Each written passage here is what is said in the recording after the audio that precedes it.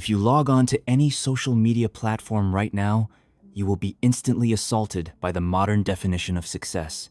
It is loud, it is shiny, and it is perfectly optimized for the algorithm. You will see 22-year-olds stepping out of rented supercars, entrepreneurs shouting at you from Dubai balconies, and influencers selling you a 10-step morning routine that guarantees $1 million by next Tuesday. We have weaponized ambition. We have turned success into a product, packaged it in a 15-second reel, and convinced an entire generation that if they aren't living this exact lifestyle, they are failing. But what you are looking at is a carefully constructed mirage. It is a highlight reel, deliberately designed to make you feel inadequate, so you will buy the course, click the link, or watch the next video. Today, we need to sit down and have a very quiet, very honest conversation about what actually happens behind closed doors.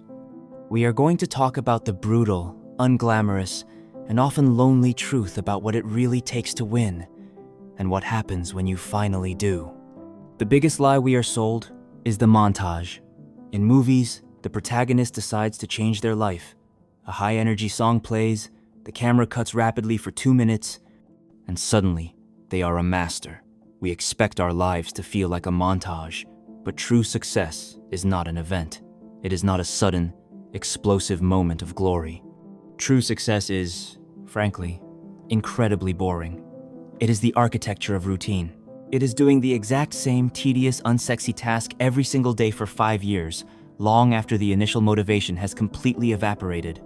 When you look at an Olympic athlete, a best-selling author, or a master builder, you are looking at the final 1% of their journey.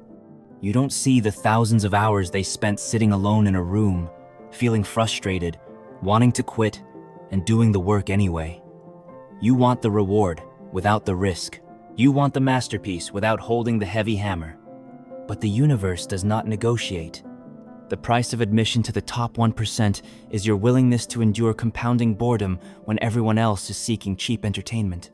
There is another phrase that gets thrown around a lot in modern self-help: work-life balance. We are told we can have the extraordinary career, the perfect relationship, 8 hours of sleep, and an immaculate social life, all at the exact same time. Here is the harsh reality. Extreme results require extreme devotion. If you want to achieve something that 99% of people will never achieve, you have to be willing to do what 99% of people will never do. During the building phase of any great endeavor, your life will be unbalanced. You will miss parties. You will lose touch with friends who don't understand your obsession. You will spend Friday nights staring at a screen or a notepad while everyone else is out drinking. Success is not just about what you are willing to do. It is primarily about what you are willing to give up. Every time you say yes to your massive goal, you have to say no to 100 other comfortable, easy things. The path to the top of the mountain is incredibly narrow, and you cannot carry all of your baggage with you. But let's say you survive the grind. Let's say you make the sacrifices, you put in the thousands of hours, and you finally cross the finish line. You hit the subscriber count, you make the $1 million, you get the title. What happens then? This is the darkest, most closely guarded secret of success. The dopamine spike lasts about 48 hours. And then you wake up, look in the mirror, and realize you are still just you. Your insecurities didn't vanish. Your traumas didn't magically heal. This phenomenon is called the arrival fallacy, the illusion that once we reach a certain destination, we will be permanently happy. But human beings are not wired for permanent satisfaction. We are wired for survival and progress. The moment you hit your massive goal, the brain immediately moves the goalpost. You hit 1 million, and suddenly you feel inadequate because someone else has 10 million. If you tie your entire human worth to your achievements, you will spend your entire life running on a treadmill that only ever gets faster.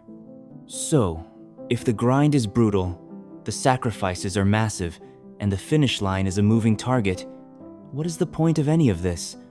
The point is that you must redefine success on your own terms before society defines it for you. True success is not about accumulation, it is about alignment. It is the ability to wake up in the morning and have total, unapologetic autonomy over how you spend your time. It is finding a struggle that you actually enjoy suffering for. Stop chasing a version of success that looks good on the internet but feels empty in your soul. Build a life that feels good on the inside. Fall in love with the daily process, not the imaginary finish line. Because at the end of the day, the process is all we really have. The true victory isn't the castle you build, it's the person you become while building it. Thanks for watching.